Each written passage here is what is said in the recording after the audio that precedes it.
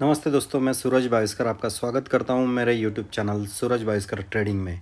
दोस्तों, आज आज का टॉपिक है energy sector versus power sector. National stock exchange Nifty पे एनर्जी सेक्टर और पावर सेक्टर में डिफरेंस क्या है। तो एनर्जी सेक्टर जो है ये अलग अलग कंपनीज जो रहती है oil and gas exploration production refining and marketing में रहती है, वो है एनर्जी सेक्टर में। रिन्यूएबल एनर्जी, सोलर हो विंड हो, वो आती है।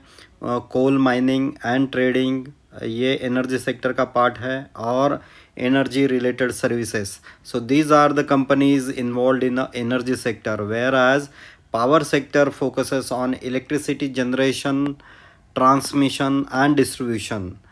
तो ये दोनों में डिफरेंस है। तो अभी देखते हैं। Energy sector includes companies oil and gas exploration, production and refining and marketing of oil and gas, renewable energy, solar and wind, coal mining and trading, energy related services, all these are comprises in energy sector।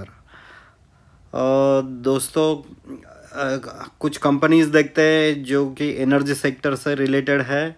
O N G C, that is oil natural gas corporation, O N G C है। उसके बाद में Reliance energy,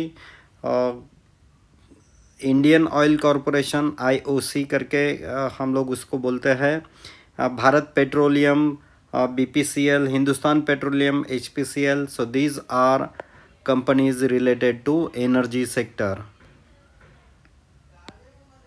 Energy sector, power sector includes companies involved power generation, electricity, maybe a thermal, hydro or renewable, power transmission and power distribution, electricity trading and services। So these are the companies।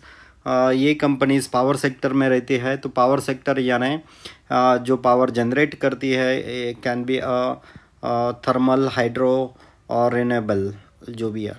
और ये companies के की companies जो भी है power sector में, वो है N T P C, national thermal power corporation, power grid corporation of India, Tata power, Adani power, J S W energy. तो ये कंपनी पावर सेक्टर में है। तो दोस्तों, पावर सेक्टर में एनर्जी जनरेट होती है, ट्रांसमिट होती है और डिस्ट्रीब्यूट होती है, और इलेक्ट्रिसिटी ट्रेडिंग और रिलेटेड सर्विसेज इसमें आते हैं। तो ये कंपनीज इसके एग्जाम्पल है, की एग्जाम्पल्स है। Energy sector companies are subject to global oil prices fluctuation and government policies. तो क्योंकि natural oil and gas related है, तो इसका प्रोडक्शन है, रिफाइनिंग है, मार्केटिंग है, तो ग्लोबल ऑयल प्राइजेस से इसमें फ्लक्चुएशन आता है और गवर्नमेंट पॉलिसीज़ की वजह से इस पर इन्फ्लुएंस होता है। Whereas power sector companies are heavily influence by government regulation, tariff and policies. क्योंकि ये पावर सेक्टर जो भी है, तो ये गवर्नमेंट के रूल्स रेगुलेशंस, इलेक्ट्रिसिटी टेरिफ्स और इसके रिलेटेड पॉलिसीज़ जो है इस पे डिपेंड है।